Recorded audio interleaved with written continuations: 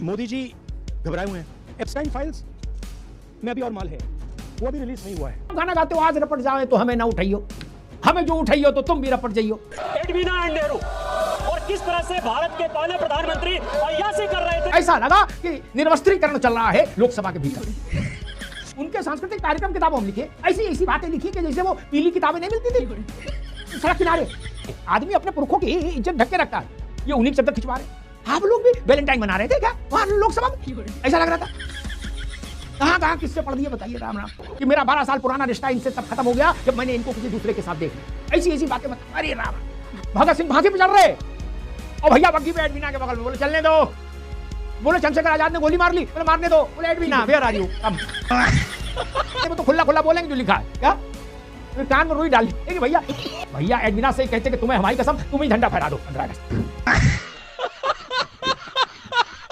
TV वाले भाई picture चालू करो बे। मोदी जी घबराए हुए हैं। आपने देखा जो ट्रेड डील 4 महीने से रुकी हुई थी। 4 महीने से कुछ बदला नहीं, किसी ना किसी कारण जो मैं जानता हूं नरेंद्र मोदी जानते हैं। नरेंद्र मोदी जी ने कल शाम उस डील को साइन कर दिया। नरेंद्र मोदी जी पर प्रेशर है, भयंकर प्रेशर है। प्रेशर क्या है और क्या दबाव है पीएम के ऊपर जो आपको एक अदानी जी पर केस है यूनाइटेड स्टेट्स में। दूसरा है एप्स्टाइन फाइल्स। एप्स्टाइन फाइल्स में अभी और माल है, वो अभी रिलीज नहीं हुआ है। इसीलिए इस दबाव में आकर एप्स्टाइन फाइल्स में जो है, जो पूरा देश जानना चाहता है, मगर अभी अमेरिका ने रिलीज नहीं किया है। जिस राह पे तुम चल रहे हो बेटा, एक दिन पूरी तरह फंसोगे। नेता विपक्ष के स्तर पर इस ढंग की भाषा ठीक नहीं कि उसमें माल है फाइल में, अभी माल पूरा नहीं निकला और निकलेगा, ठीक नहीं। ये प्रवक्ताओं से बुलवाइए, छोटे नेताओं से बुलवाइए, खेड़ा से बुलवाइए, जयराम रमेश से बुलवाइए। और जब आप देख चुके कि बार बार आप रपट जाते हो, फिर भी आप गाना गाते हो आज रपट जाए तो हमें ना उठाइयो, हमें जो उठाइयो तो तुम भी रपट जाइयो। यहाँ किताब पर चर्चा चल रही है, एक किताब पर चर्चा चल रही है, वो किताब जो आज तक छपी ही नहीं। मैं आपके माध्यम से सदन को उस किताब के बारे में, उन किताबों के बारे में बताना चाहता हूं जो नेहरू परिवार, कांग्रेस परिवार के गद्दारी, मक्कारी, भ्रष्टाचार और अय्याशी से भरा पड़ा है, और वो सब छपी हुई किताब है सर। पहली किताब ये है एडवीना एंड नेहरू। भारत जो स्वतंत्र हुआ तो किस तरह से पाकिस्तान का बंटवारा हुआ और किस तरह से भारत के पहले प्रधानमंत्री अय्याशी कर रहे थे, इस किताब में मैं उसका जिक्र करना चाहता हूं, मैं उसको कोट करना चाहता हूं। दूसरी किताब है सर जो मथाई साहब, जो नेहरू साहब के पीए हुआ करते थे, वो कह रहे हैं कि इंदिरा गांधी के साथ उनके व्यक्तिगत संबंध थे और उन्होंने भ्रष्टाचार के आरोप में जो है उनको हटाया। नरवणे साहब की किताब को लेकर राहुल गांधी कुछ ज्यादा इमोशनल हो गए और उन्होंने कहा कि ना, हम इस किताब को जरूर उद्धृत करेंगे। उस पर बवाल हुआ और भारतीय जनता पार्टी ने कांग्रेस के ही हथियार से आज कांग्रेस को लोकसभा में बेहद असहज स्थिति से गुजार दिया।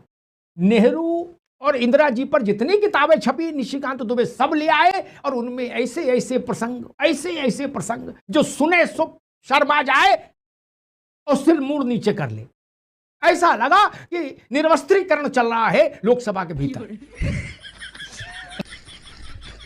अब वो तो छपी हुई किताबें हैं, ऑथेंटिकेट करने में भी समस्या नहीं, दस्तखत करना होता कि हाँ ये छपी हुई किताब है, वो तो सबको दिख ही रही है मनीष गुप्ता जी। और वहां से बचे, फिर वो गद्दार वाला मसला आ गया, देश भर में भाजपा सड़क पर उतर आई। नमाज पढ़ने गए थे, रोजा गले पड़ गए कांग्रेस के।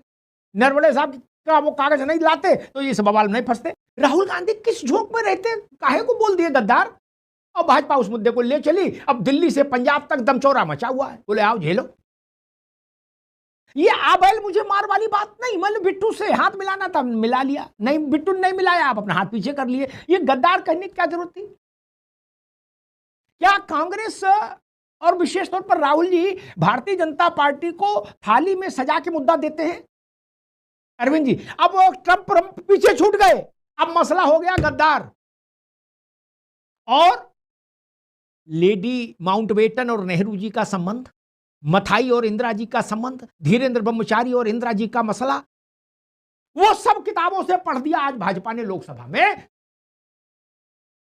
जो संकट का कारण हो सकता है। नई पीढ़ी जब उसको जानेगी कि ऐसे ऐसे गुल खिलाए गए, तो अरविंद जी चीरहरण जैसी परिस्थिति बन जाएगी कि नहीं? मुझे लगता है कि नरेंद्र मोदी समकालीन भारतीय राजनेताओं में मेज पलटने में या बाजी पलट देने में सबसे ज्यादा सिद्धहस्त राजनेता है। उनकी टक्कर का ऐसा कोई दूसरा नहीं। पहले लग रहा था कि यूजीसी, नरवणे, चीन, डील, सब पर मामला लग रहा था, कुछ कुछ गड़बड़ा रहा है।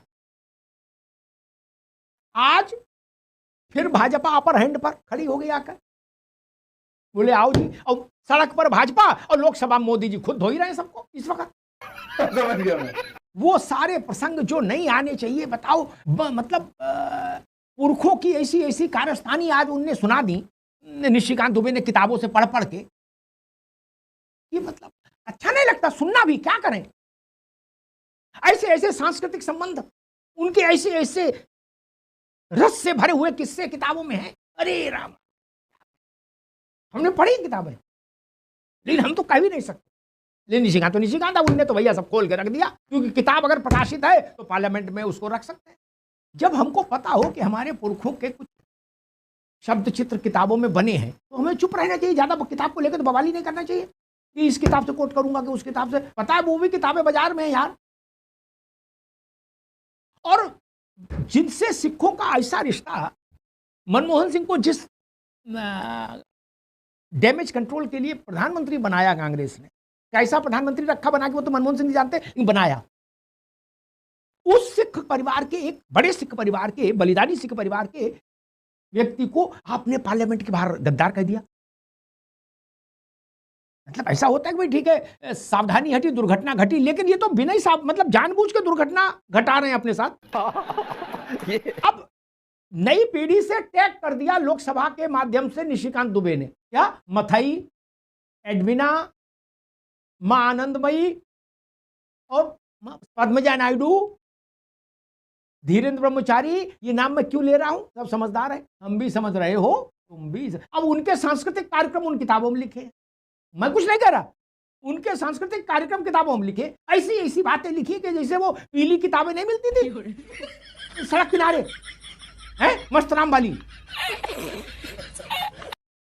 वैसे किताबों का मामला है।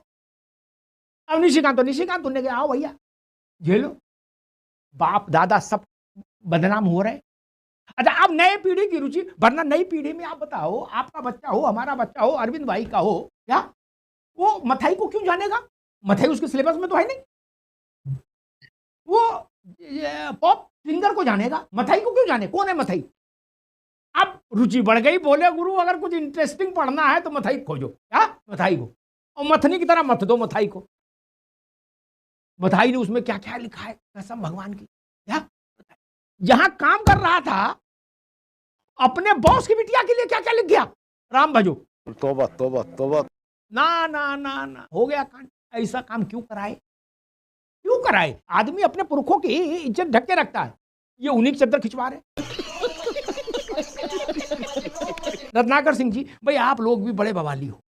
उनने नरवणे की किताब बताई, उसमें चीन को लेके क्या कहा नहीं कहा। मैं नरवणे साहब का एक वीडियो सुना था, उसमें दूसरी बात नरवणे साहब बोल रहे थे, राहुल जी दूसरे उनको कलर दे रहे थे। लेकिन आप लोग ऐसी ऐसी किताबें ले आए पीली वाली, जिनमें कैसी कैसी कहानियां हैं, कसम भगवान की है। आप लोग भी वैलेंटाइन मना रहे थे क्या वहां लोकसभा में? ऐसा लग रहा था। कहां कहां किससे पढ़ दिए बताइए, राम राम। मैं निशिकांत दुबे को जब सुना, मैं समझ गया निशिकांत बाबू फागुन के मूड में आ गए हैं। एक बहुत पुराना गीत था हिंदी के, किसी कवि का नाम भूल रहा हूं मैं, फागुन में बाबा देवर ला गए, फागुन में बाबा देवर ला गए। ऐसा माहौल लोकसभा में बन गया। क्या नेहरू जी हो, क्या इंदिरा जी, कैसे कैसे प्रसंग पढ़ दिए गए कि मेरा 12 साल पुराना रिश्ता इनसे तब खत्म हो गया जब मैंने इनको किसी दूसरे के साथ देख लिया। ऐसी ऐसी बातें बता। अरे राम राम, बड़े खतरनाक लोग हैं। अब इस सदन में पढ़ दी गई, अब ये रिकॉर्ड में आ जाएंगी सारी बातें, अब ये हजारों साल तक वहां डॉक्यूमेंटेड रहेंगी।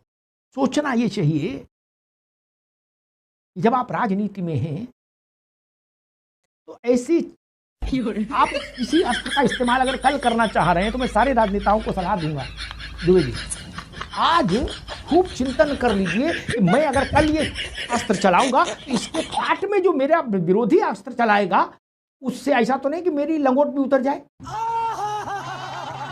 अगर लंगोट उतरने का खतरा हो तो अपना अस्त्र हटा दो, मत चलाओ, लंगोट तो बचे। अरे छोड़ो, अरबने नरबने कोई नहीं चलता, कौन आसमान गिर रहा था, मान लो वो कथा नहीं कही जाती। इससे तो बचते जलालत से। क्या नेहरू जी, क्या इंदिरा जी, वो कहां तक पूरी बात कथा कहानी है, पीली किताब जैसी सब पढ़ गई लोकसभा, इससे तो बचते। जो जानते हैं वही जानते, जो नहीं जानते वो तो नहीं जानते कि कौन मथाई था और वो क्या कर रहे थे, कौन से कार्यक्रम में व्यस्त रहते थे मथाई साहब, है? समझो, गंभीरता को समझो। कौन थी आनंदमयी, कौन थी पद्मजा, एडविना, बग्घी पर सटके बिल्कुल चल रहा है मामला। भगत सिंह फांसी पे चढ़ रहे और भैया बग्घी पे एडविना के बगल में, बोले चलने दो, सिगार लाओ,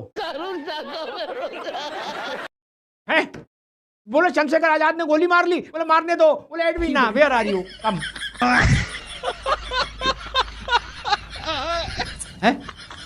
हैव ए कॉफी प्लीज, है? और कॉफी के बाद एक सिगरेट। कौन सी सिगरेट दुबे जी, हम भी समझ रहे हो, तुम भी समझ, पर कौन सी? उस जमाने में 555 आती, भारत में नहीं मिलती थी। ऐसा तो नहीं कि चौकुर्सी मिल जाए इटाबम, ना ना, बाहर से आती, धीरे सुनना, विदेश से आती जहाज में।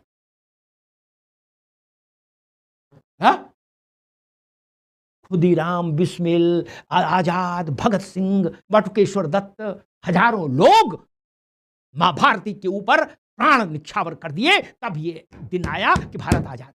इतिहासकार कहते हैं कि माउंटबेटन अपनी पत्नी का इस्तेमाल करते थे पंडित जी को किसी बात पर कन्विंस करना होता था। इसका क्या मतलब है? पत्नी कैसे कन्विंस कर लेती थी? क्या क्रियाविधि थी, क्या प्रक्रिया थी? हम तो छायावाद में बोल रहे हैं दुबे जी, लेकिन भाजपा के शूरवीर और निशिकांत दुबे और इससे जो लोग हैं उनसे फिर आप तो छायावाद में तो खुला खुला बोलेंगे जो लिखा है, क्या फिर कान में रुई डालनी पड़ेगी भैया। बस चलता, कही दूं, बस चलता, वो तो बस नहीं चला, देश भर में बवाल हो जाता। बस चलता तो हो सकता था भैया एडविना से कहते कि तुम्हें हमारी कसम, तुम ही झंडा फहरा दो 15 अगस्त। खत्म, bye bye, tata, goodbye, गया।